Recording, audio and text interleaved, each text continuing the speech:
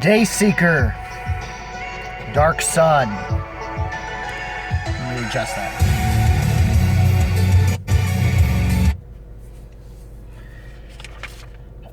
Okay, guys. Let me readjust this. All right. Unfortunately, okay.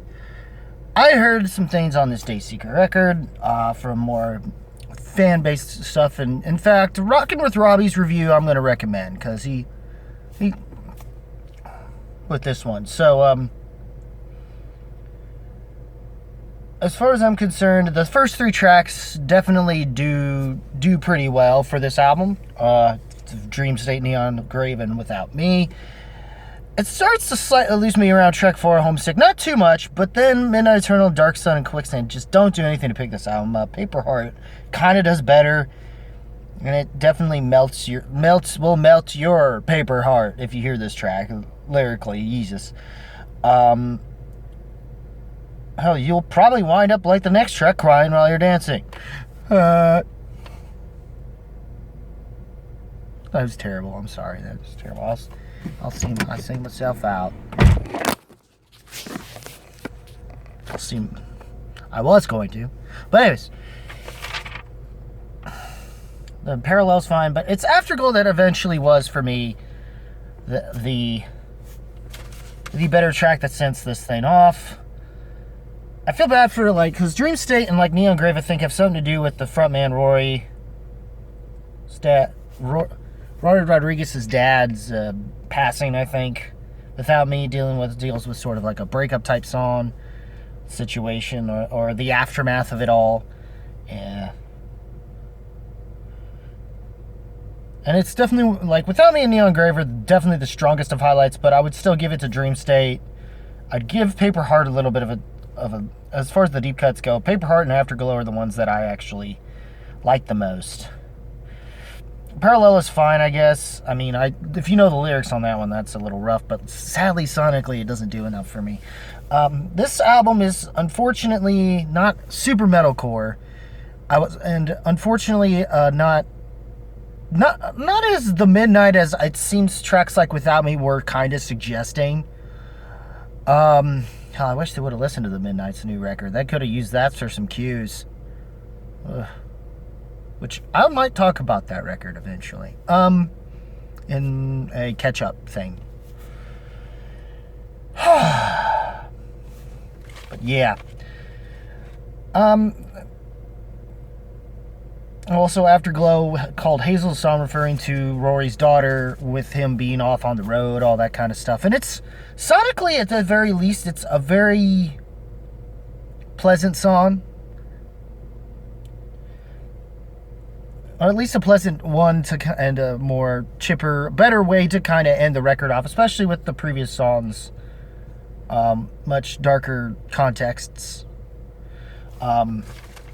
Though overall, but then I listened to some other stuff, including specifically a cover of one of my favorite, of the opener to one of my favorite Thrice albums, Hurricane, from To Be Everywhere is to Be Nowhere. And they killed it. And I'm surprised it's been 6 years ago since that happened, and yet I've just now known about this. But anyways. I wanted to like this more than I did. I don't hate this thing. I was starting to get into it with the first three tracks. Like I said, after Homesick, I was kind of like, okay, whatever. And then by Midnight Eternal and Dark Sun, I was kind of starting to be like, uh-oh. It wants to put me to sleep now. Oh, no. Because it's not clicking. And it's more synth and vocal oriented than it is the guitars. Heck, I wish they would have taken some guitar cues from the Midnight again.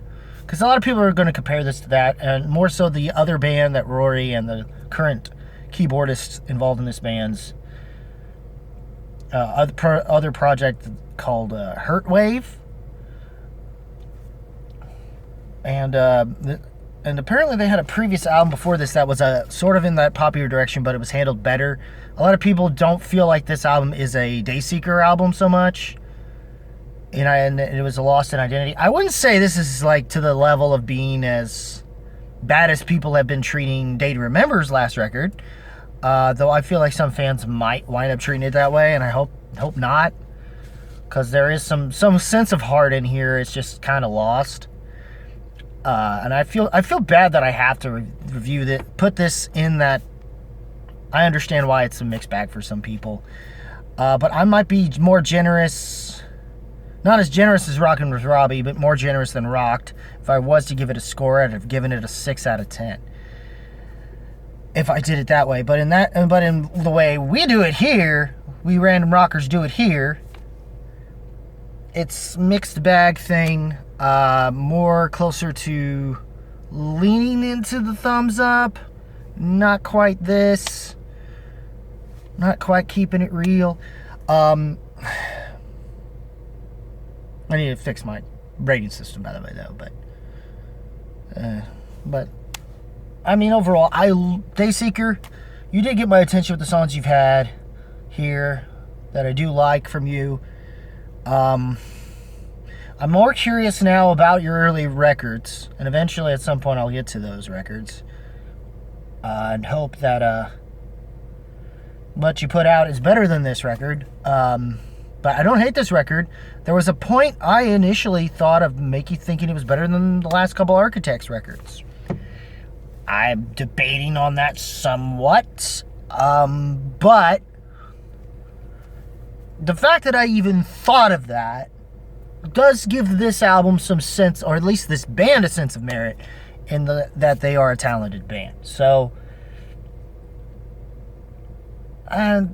yeah, I do expect a little, like, sadly, it's only the first 3 tracks, or pretty much all the, Cry While You're Dancing, pretty much the singles, and the deep cuts of Paper Heart and Afterglow that I bothered to come back to. Everything else is sort of just there for me. Maybe Homesick is a meh, and then after that, it's just everything else is just kind of there for me. Just mostly just ambiance, just in the background. I want to, if there was some higher meaning, that's why I'm sorry to Rory if he had some meaningful lyrics here, and in certain particular songs. So, but I'm hopeful that they do better. But you know, I wouldn't. It's not gonna make. I don't know if it'll make. I don't know if it really will make my honorable mentions. I know it's not making album of the year, but there are some people who wanted this to be, and it wound up not being the case. Sadly, despite the singles leading into it, which is a shame because the singles were really strong, and it's a shame. But hopefully the people will still look back on these singles and tracks like Paper Heart and the Afterglow Hazel song quite fondly, at least, even if the rest of the album isn't as much up to par as those tracks. So, what did you guys think of Dayseeker's Dark Sun? Did you love it? Did you hate it? All I know is it wasn't the best album that came out this year. I'm going to talk about that in another video. In fact, it's technically 2, but really 1, and it has a secondary. You'll know what I'm talking about by the time I get to it. But that's it, guys. If you liked this video, what did you think of the Dayseeker Dark Sun album? Leave a comment below, let me know. So, if you like this video, rock that like button with thrust if you must. Links in this. Click the subscribe button and that notification bell to get notices on all my videos.